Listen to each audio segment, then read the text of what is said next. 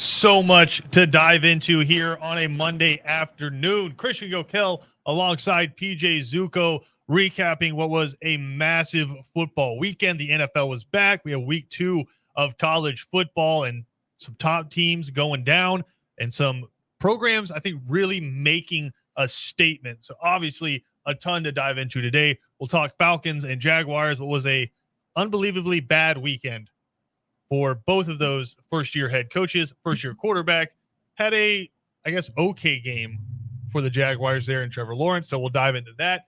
But, PJ, it was a huge weekend in college football. I want to start up in your neck of the woods. Hey. The Big Ten. Why is that? Because the Oregon Ducks, led by Mario Cristobal, Oh, yeah. and a former Penn State Yeah, that inside offensive information. coordinator, Yeah. Mr. Moorhead, Mm-hmm.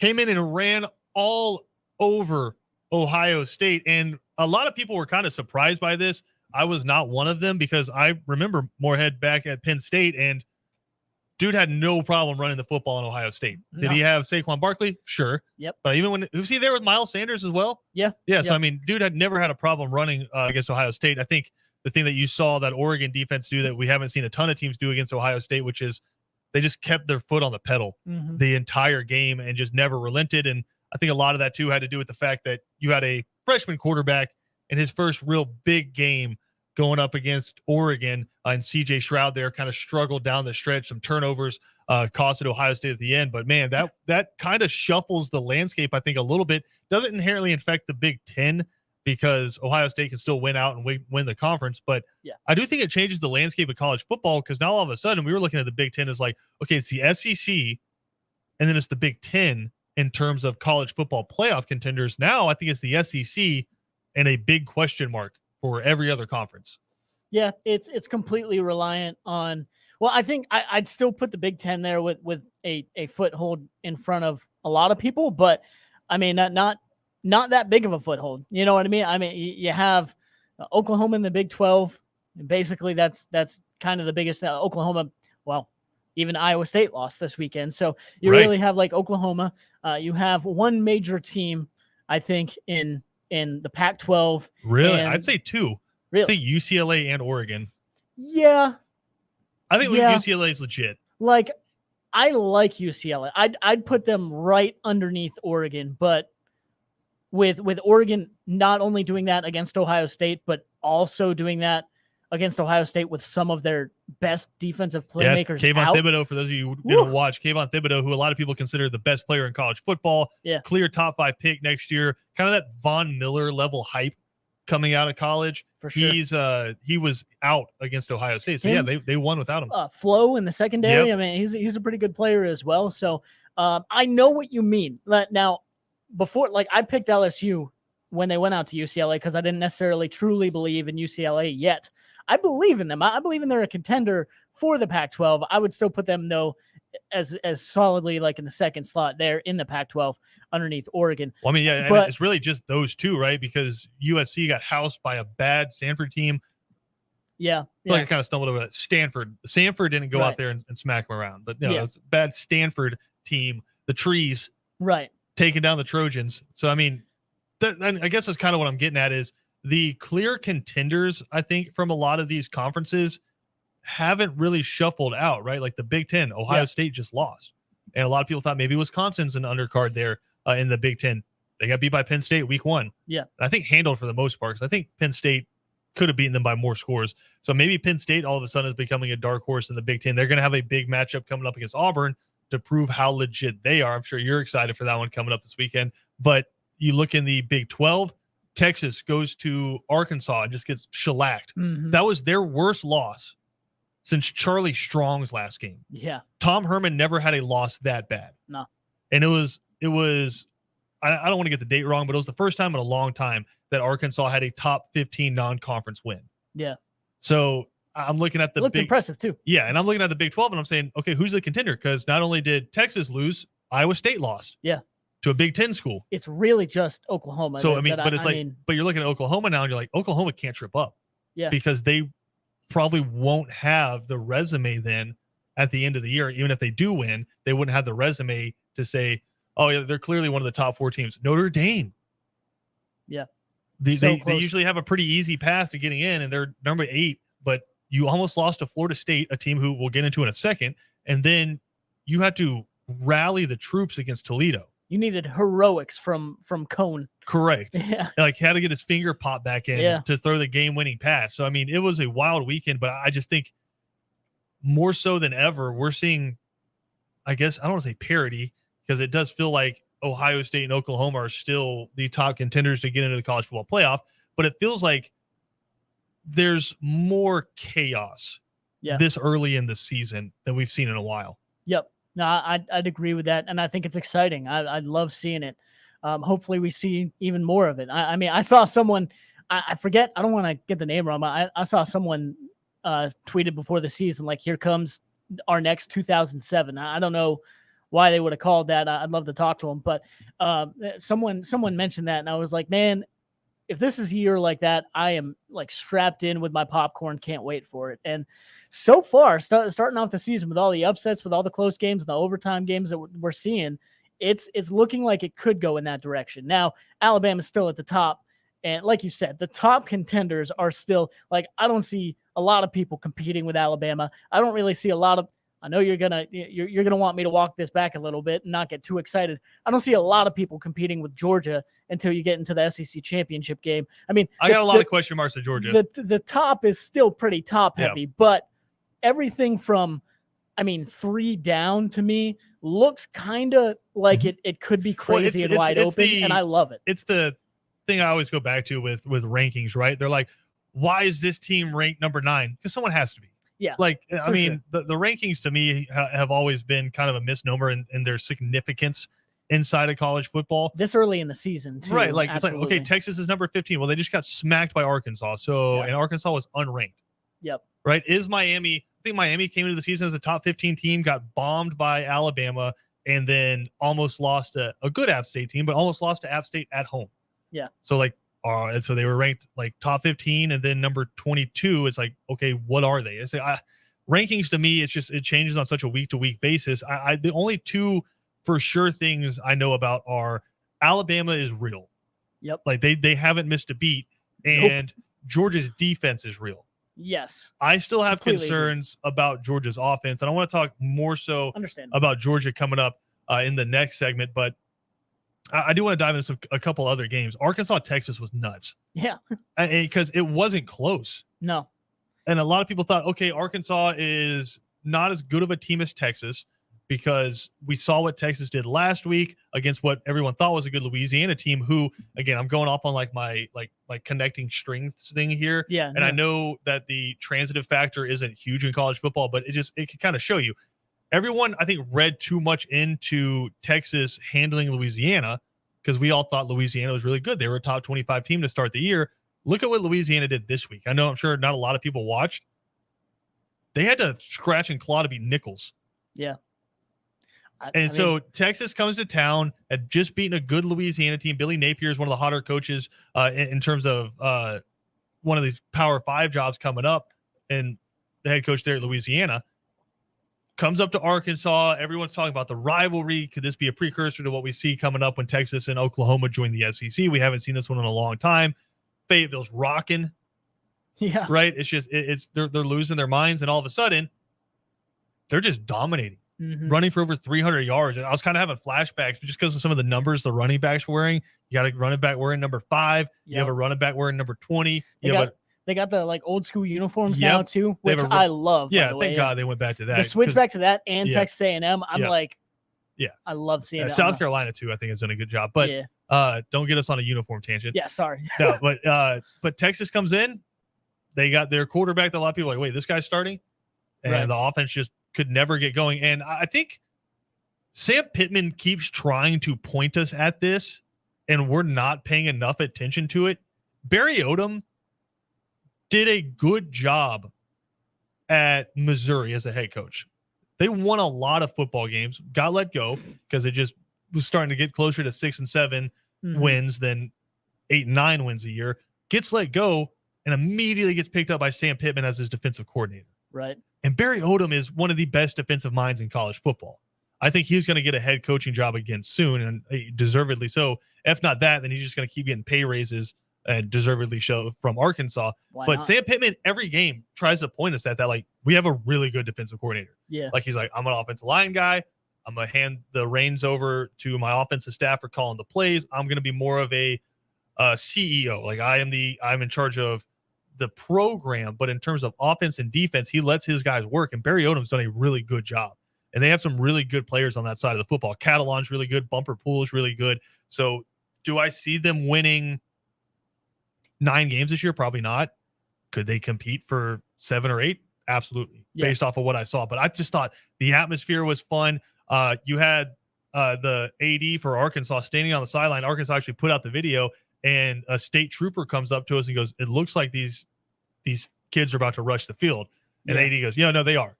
And he's like, I would rather us just let them come on in a safe way. He's like, versus trying to stop them and somebody gets hurt. And he goes, I'll Sure. pay the fine. Yeah. Yeah. I'll pay the fine. That's I thought that awesome. was awesome. No, that's incredible.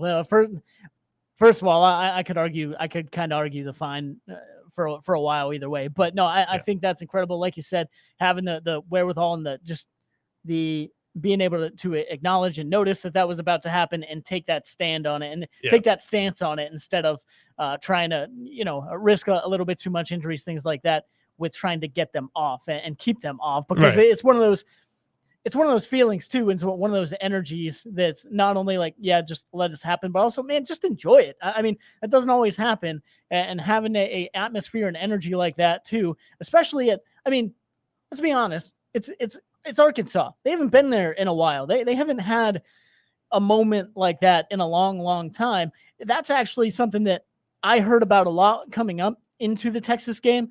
And I was like, I kept hearing the atmosphere is going to be rocking. It's going to be wild.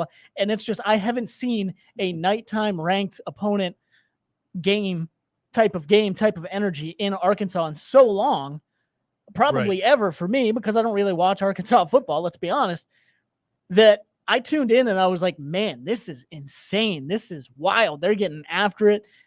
They're certainly having an effect on Texas and what they're able to do offensively. And of course, the defense was doing their thing also, which just got the crowd even more crazy. I loved seeing it. So yeah, as you mentioned, just to be able to have take that stance on that and say, yeah, let them do it. Let them have this moment. You don't know when you're going to have it again. So definitely enjoy that. And I'm right there with you on the Barry Odom thing as well, and the defensive thing as well there for Arkansas. If they keep harassing offenses like that, they'll certainly be able to make an impact on this SEC season in some way. And this could be a team that maybe have a ranked opponent they're playing later in the year, and it's either closer than you thought, or they come up with an upset. And at the end of that's the cool thing about college football, and the crazy thing about it too, is there's those teams in certain conferences. Like, I don't know if Iowa is ever going to go on, a 5-year run where they're ranked inside the top 5 every year and competing for a national championship. But you know what? They're going to ruin someone's season every single year. You can bank on that. So I feel like Arkansas is kind of in this mode where they're getting to that now. They just ruined Texas's. Right. So we'll see if they can do that in the SEC. Did you hear what Joe Tessitore I feel like they can. Joe Tessitore said during the broadcast? It was like midway through the third quarter, maybe early fourth quarter. He was on the call with Greg McElroy, and it was hilarious because you could just feel it. Yeah. You just feel it in Arkansas. And they did a great job, I thought, with the checkerboard look inside the stadium. Absolutely. We had some fans wearing white shirts and other fans wearing red shirts. But Tessitore, it's kind of like late third quarter, he just looks around feeling the energy, and he goes, Arkansas fans hate Texas more than they like themselves. And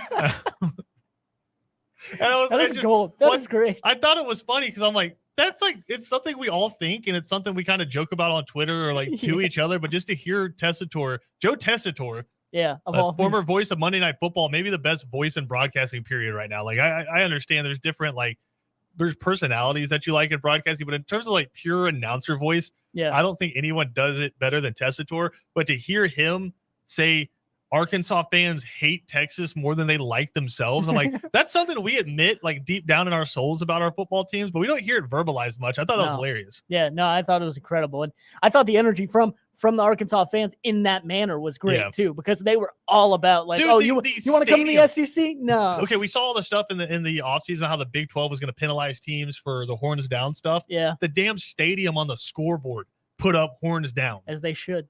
I And- love it. And that's one of those things too. Is I wonder like when they come to the SEC if they're like, if Sankey's like, we don't care, I hope so. or if Texas is like, we're the new kids and we would appreciate it if you would tell them not to pick on us. It's like, nah, man, welcome to the SEC. Yeah, exactly.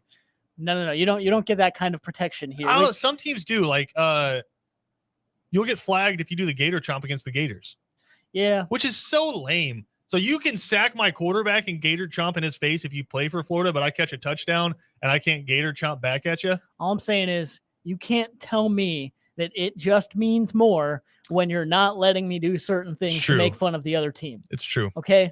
Because that's just how this works.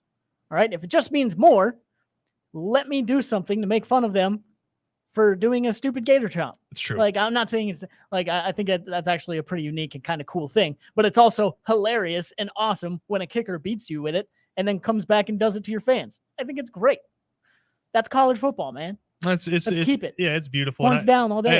Again, I don't even have anything wrong I- with like that I think is wrong about Texas, but horns down because I can't. it's awesome. Yeah, it's great. It's like you're gonna go horns up. I beat you, horns down. Yeah, whatever. I think it's fine. And if you're worried about that, maybe you're playing the wrong sport. I'm For just sure. I'm just saying. But again, huge win for Arkansas. I just kind of want to stay in college football because I just don't want to look. Like you I have want to like say in college football, you have that closet and like it's like I need, or it's like your garage and you're like I know I need to clean that. Yeah. But I'm just gonna ignore it. right? That's kind of how I want to treat the Falcons and the Jaguars, but I feel like we're responsible for talking about that. So we will talk about that at some point on the show today. But we're going to come back. We'll talk Georgia UAB. Thank God. Georgia Tech gets their first win of the season. They take down Kennesaw State. Rough weekend for Georgia Southern as they get absolutely shellacked by FAU. And it's been a rough start to the season. Probably not going to get any easier as the Eagles head up to take on the aforementioned Arkansas Razorbacks, who are riding a high right now. So we'll dive into all that when we come back. And then, towards the end of the show, we'll dive into what was just an absolute mess from the Atlanta Falcons and their supposedly offensive-minded head coach. We'll dive into all that coming up here on Second Down. We'll come back. We'll keep relishing in college football here on ESPN Radio after this.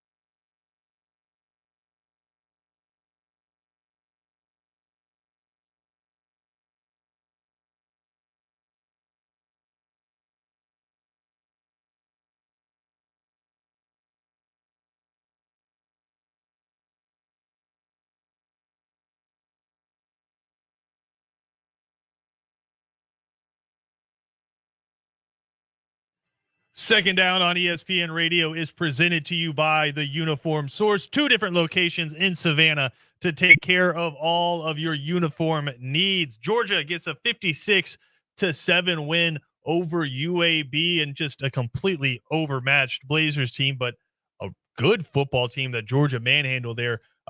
Conference USA champs from last year, some talented guys on the line of scrimmage, but Stetson Bennett announced on Saturday that he was going to get the start. I guess I should say the team announced that Stetson Bennett would get the start on Saturday, and all he does is go 10 for 12, 288 yards, and 5 touchdowns in a single half for the former Pierce County Blackshear product there, and the mailman delivered once again. Thought it was an interesting decision by Kirby Smart, but some of the reports started coming out. Carson Beck maybe didn't have the best week in practice, went ahead and give it to the tried and true, and that's Stetson Bennett. And a bunch of games last year and a bunch of big games last year, Stetson Bennett able to come through with some clutch performances. So a huge day for the offense, especially through the air. We saw Jermaine Burton get wide open for a long touchdown. Brock Bowers, the freshman tight end, is really showing out for Georgia, and probably, to me, clearly their best pass catcher at the moment. As you're waiting for other people to get healthy, I thought it was cool to see A.D. Mitchell get involved. But as I mentioned, there are some concerns I still have with this team, and one of them is with the offensive line, specifically during run plays. I know a lot of people last week were like, oh, it's Clemson. That's not going to be every week. You're going to see some defensive fronts that don't quite look like that. And like, yeah, that's true. You saw UAB, and you averaged about 4 yards a carry against UAB. Only problem with that is Stetson Bennett throw 20 yards in there for him. If you look at some of your running backs, Kendall Milton, 3.3 yards a carry. James Cook, 3.6 yards a carry. You did have Kendall McIntosh. He was at 5 yards a carry, and Zamir White, 4.9. But against a UAB team that you should be able to line up and run the football against, I think you're still struggling with a lot of those fits. And it wasn't guys missing assignments and dudes blowing straight through in the backfield. It was just straight up, you couldn't move UAB's defensive line out of the way. Now, I do think some of that is what you go back and watch with the Mississippi State tape last year, and you kind of saw similar results with JT Daniels. Is UAB just stuffed the box and said, beat us over the top.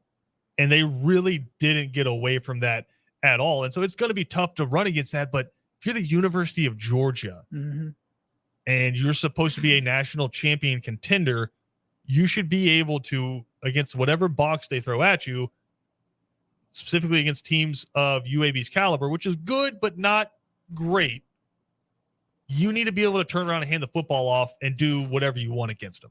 Yeah. Georgia wasn't able to do that on Saturday. And right. I still have, PJ, what I think are some legitimate concerns about the offensive line. It was Cedric Van Pran, second start at center. I think he's done okay. And then you saw kind of a rotation between some other guys because you are missing your right guard now too. And so you've seen Jamari Sawyer start to slide over a little bit. Broderick Jones is starting to get some reps there at left tackle. So you've seen some shuffling at the offensive line, but I just feel like the run game the past couple of years just hasn't been there.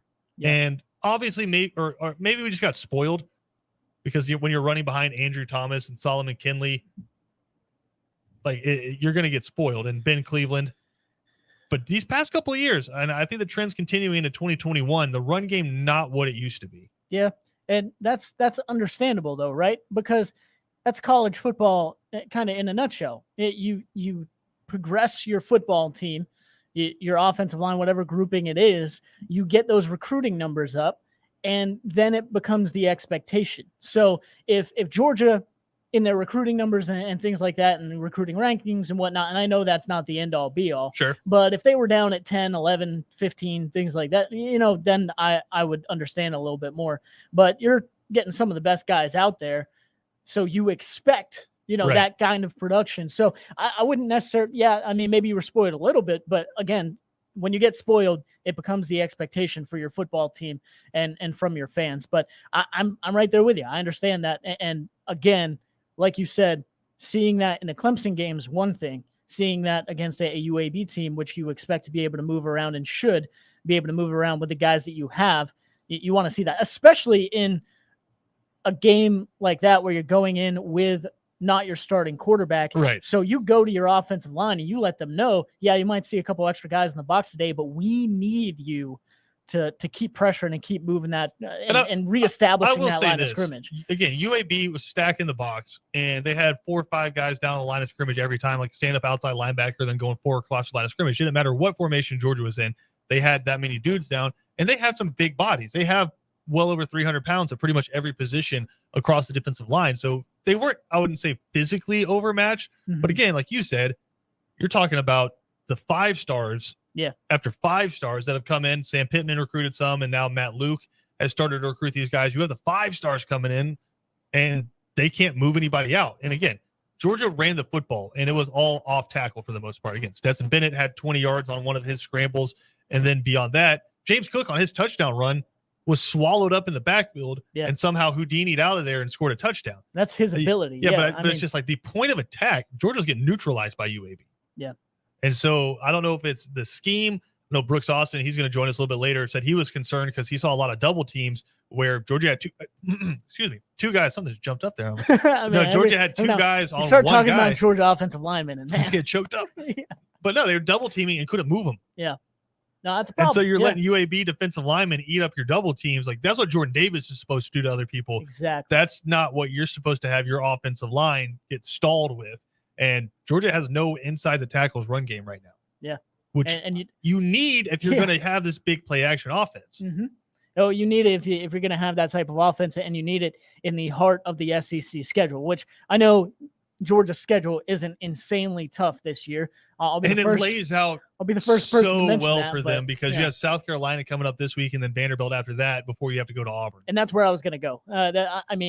You have time. Like, at least we're seeing these concerns and hopefully going to be able to address them in these games where, let's face it, South Carolina and Vanderbilt, those are make good games. Those are make your team better and experiment with some things and do whatever you need to do to make sure you're prepared for the Auburns, for the Floridas and whatnot. Because when you get to Florida, you can't be having 3 or 4 guys in your backfield trying to tackle your running back, because James Cook's not going to get out of that 90% of the time when it's a Florida defensive tackle or linebacker trying to tackle him. When it's a UAB guy or a South Carolina Vanderbilt, you can do that. You can get away with that. You can't against the heart of that SEC schedule. Not at all. Again, Georgia gets a big win on that one, 56-7. The defense still through 2 games has not given up a touchdown. The 7 points came off a Carson Beck interception. Yeah. And so honestly, the defense might be looking at the offense saying, y'all just leave this to us.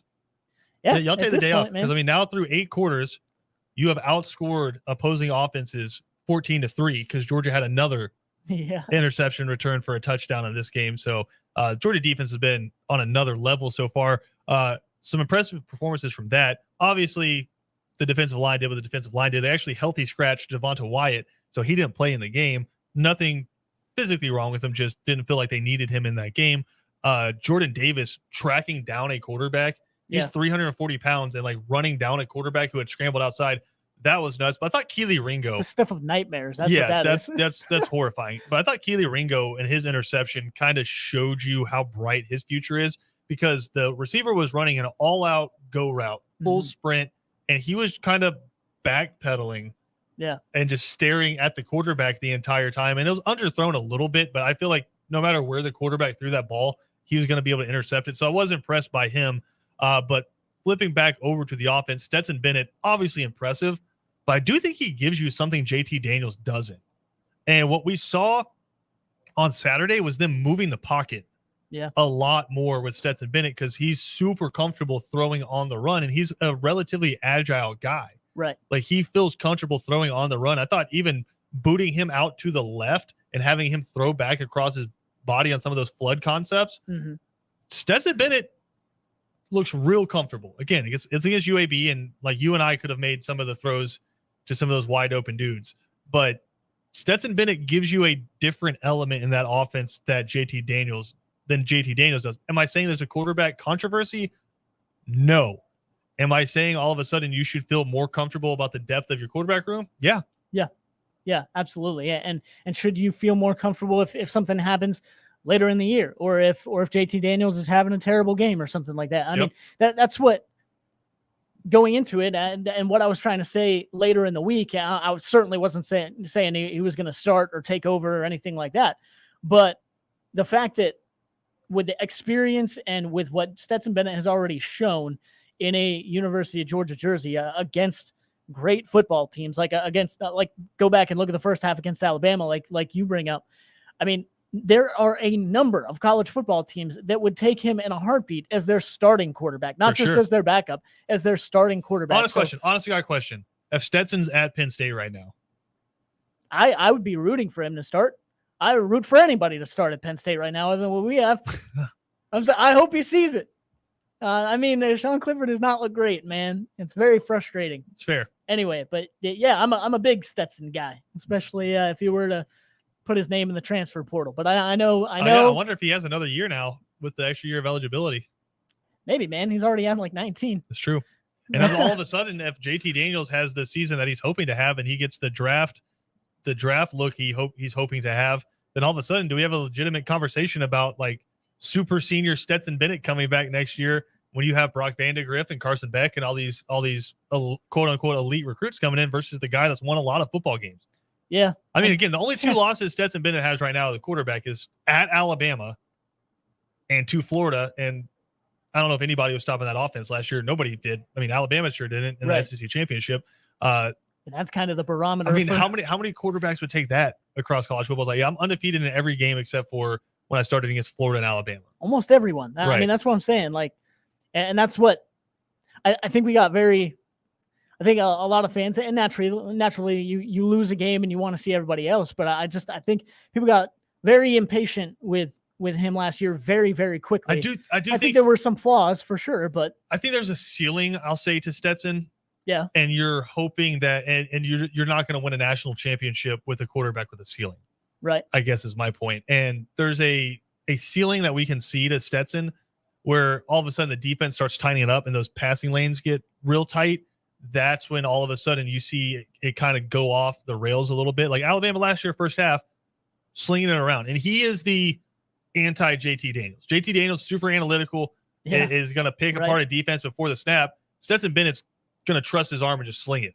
And he's going to trust it. And it works out sometimes. Or in the second half, like we saw against Alabama with the interceptions, it's not going to work out. Right. And so I think the decision goes there where it's, we've won with Stetson, but we kind of see a ceiling. JT Daniels, your hope is he has that first round pick pedigree to him, and you're hoping your ceiling as an offense is higher. But I haven't seen Georgia's offense look better than that in a while. Yeah.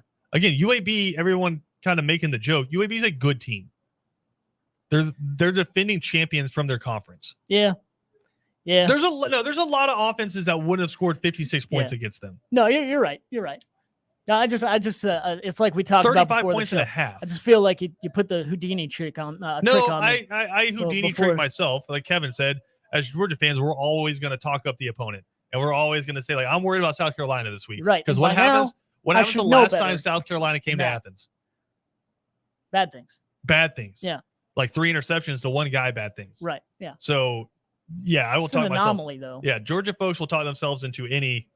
Is it an anomaly, or is it something Georgia does every year? Because that's what we're waiting on. We're always waiting on that other shoe. One of the most accurate and efficient quarterbacks in the country and in his career, throwing 3 interceptions to one dude on one day is a pretty big anomaly. But also not being able to run the ball. Yeah. Allowing their third-string quarterback who was he playing corner or wide receiver? I don't know. One of the two. Something. Joyner came in and played quarterback and picked you apart. He was playing winner that day. Yeah. So that's what Georgia fans are worried about when South Carolina comes to town. 7:00 kick on that one. But again, big win for Georgia over UAB. Quickly here, Georgia Southern falls to 1-1 on the season. They get just smacked by FAU 38-6. They actually had a 6-0 lead in this game. Then it was all college football fans remember. And Kosi Perry, former Miami quarterback, now at FAU. He goes for 332 yards and 4 touchdowns against what was supposed to be a really good secondary for Georgia Southern. And then the offense obviously can't get it going.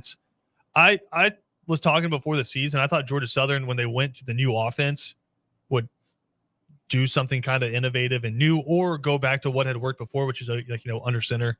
Yeah. Running the football. Right. But instead they've gone up tempo and more spread. and it's just it ain't working right now, and it might get ugly against the Razorbacks. So we'll see. But we got more to come here. We'll come back, talk some NFL. Speaking of ugly, Falcons and Jaguars. Do we have to? No, we got to. It's gonna be a rough segment coming up next, but we have some things we got to talk about. We'll do it next, right here on ESPN Radio Savannah.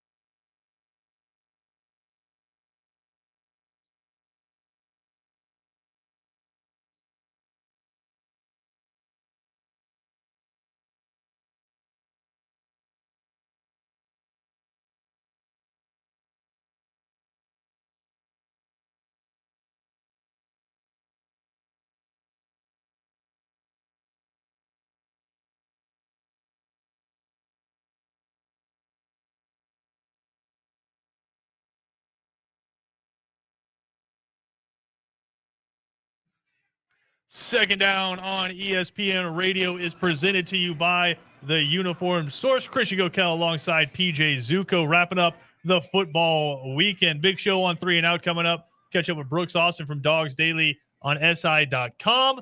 Talk about Georgia's quarterback situation as JT Daniels continues to deal with an oblique injury. Will he get the start against South Carolina, or will be the mailman for 2 weeks in a row as Georgia opens up SEC play? We'll talk to Brooks about that. And then Matt Smith from SouthernPigskin.com will join us later in the show as well to recap the SEC weekend. But PJ, we're like contractually obliged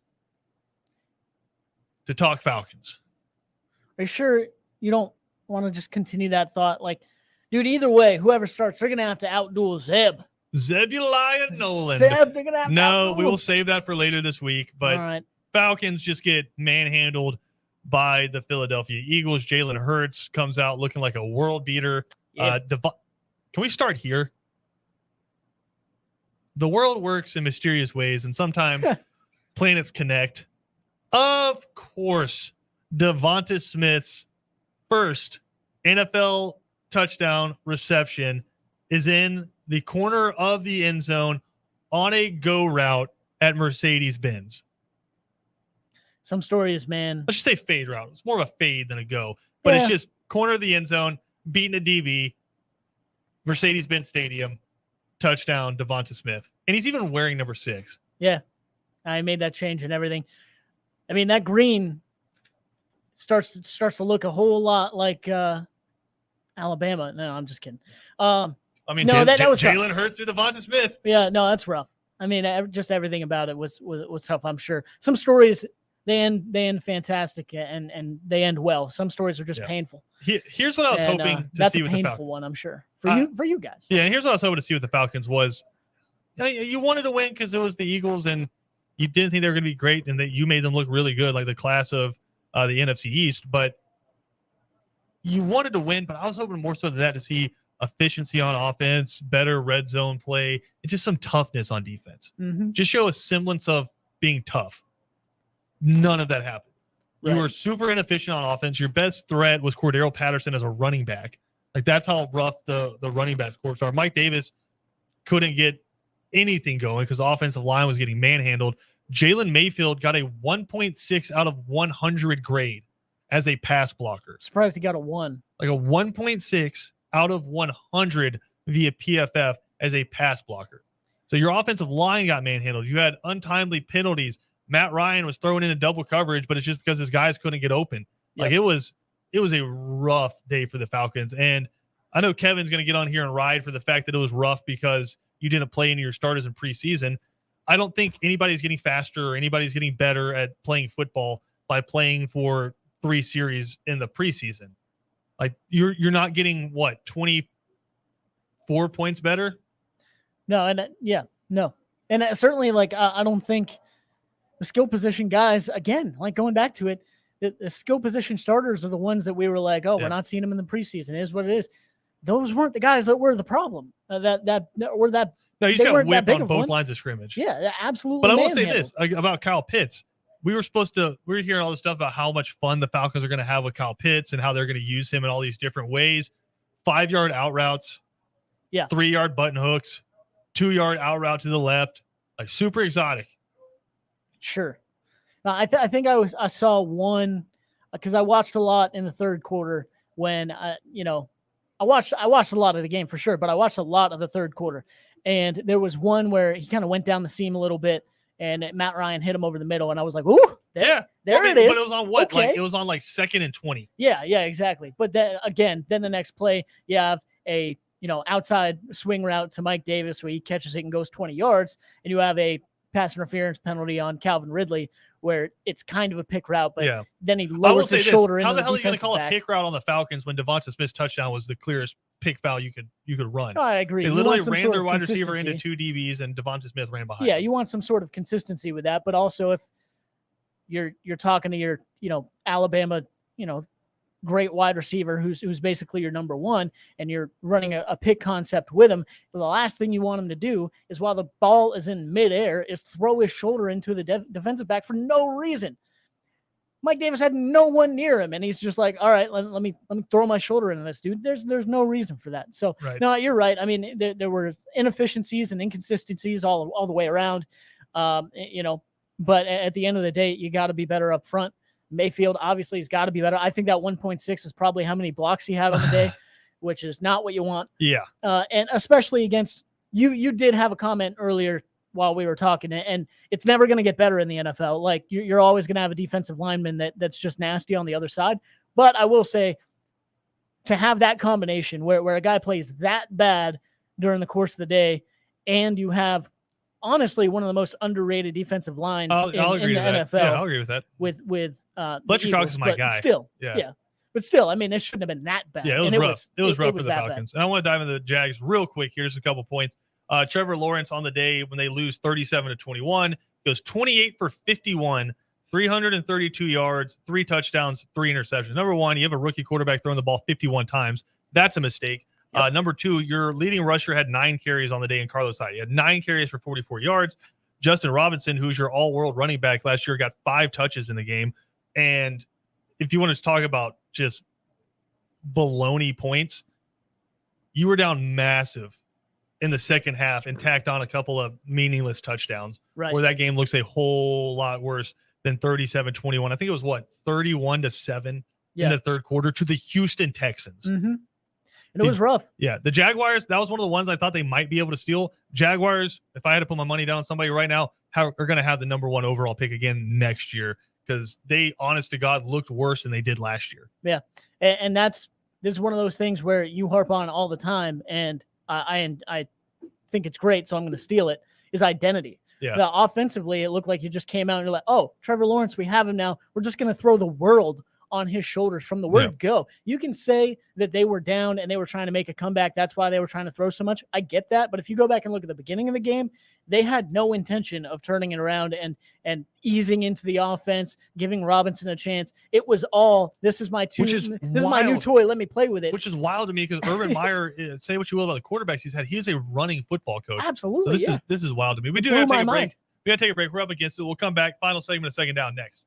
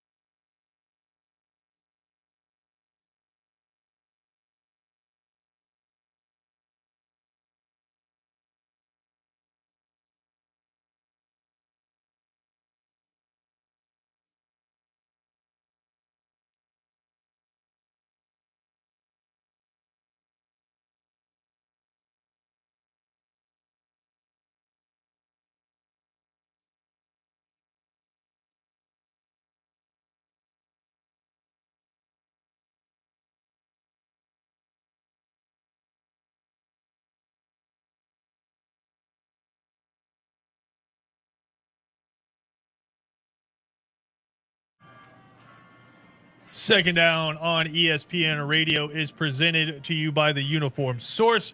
Got a big show coming up here on 3 and Out.